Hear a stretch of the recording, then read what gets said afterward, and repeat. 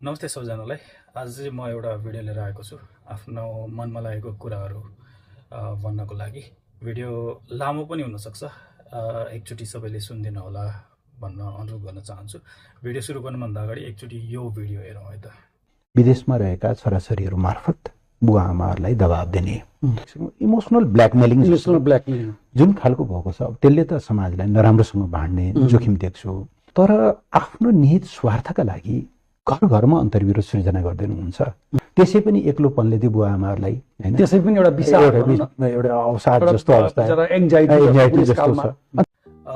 यो इन्टरभ्यू हेरिसकेपछि चाहिँ मलाई एउटा कुरा भन्न मन लाग्यो। यो इन्टरभ्यू हेर्दै गर्दाखेरि उहाँहरूको अनुहारमा, उहाँहरूको बोलीमा कति डर छ भन्ने कुरा चाहिँ प्रष्ट देखाउँछ। अस्तिसम्म जेनजीहरूलाई एकदमै टार्गेट गरेर बोलेकै गरिरहेको थियो।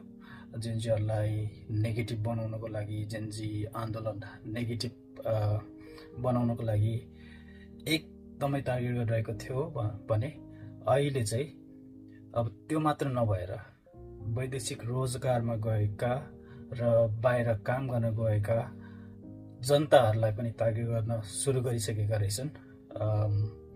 यो भिडियो हेरेर साह्रै दुःख पनि लाग्यो र नराम्रो पनि लाग्यो। अब उहाँको इन्टरभ्यूलाई फोकस गर्दै र उहाँकै इन्टरभ्यूमा बोलिएको शब्दहरूलाई हाइलाइट गर्दै केही कुराहरू भन्न मन लागेको छ। उहाँले भन्नुभएको रहेछ कि दबाब दिएका छन्, आफ्नो फ्यामिलीलाई, आफ्नो परिवारलाई दबाब दिएको छ। म के भन्न चाहन्छु भने, हो, दबाब दिएका छन् र दबाब दिनुपर्छ।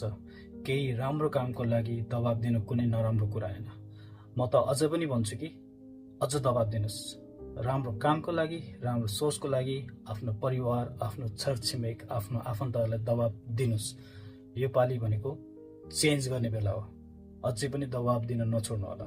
त्यसै गरी उहाँले भन्नुभएछ कि इमोसनल ब्ल्याकमेल होइन। एउटा फ्यामिलीमा आफ्नो बच्चाबच्चीहरू जब सानो हुन्छ, आफ्नो आमा बुवाले के भन्नुहुन्छ? बाबु राम्रोसित पढ्नु, बाबु राम्रोसित काम गर्नु, तिमीले राम्रोसित पढ्यो भने म यो ल्याइदिन्छु, त्यो ल्याइदिन्छु।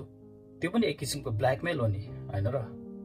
तर म त्यसलाई चाहिँ पोजिटिभ ब्ल्याकमेल भन्न चाहन्छु। किनभने ब्ल्याकमेल गरेरै भए पनि केही राम्रो चिज गर्छन् र केही राम्रो चिज हुन्छ भने डेफिनेटली पोजिटिभ ब्ल्याकमेल गर्नै पर्छ। उहाँले अर्को पनि के एउटा वर्ड युज गर्नुभयो भन्दाखेरि निहित स्वार्थ रे।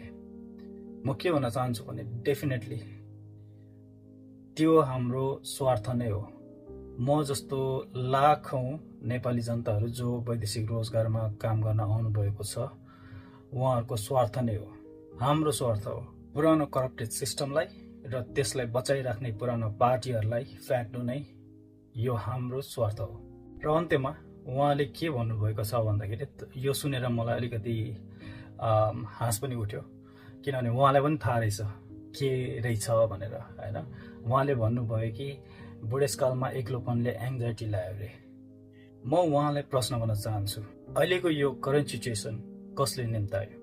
तपाईँहरू 30 देखि 40 वर्ष सत्तामा रहँदा के गर्नुभयो?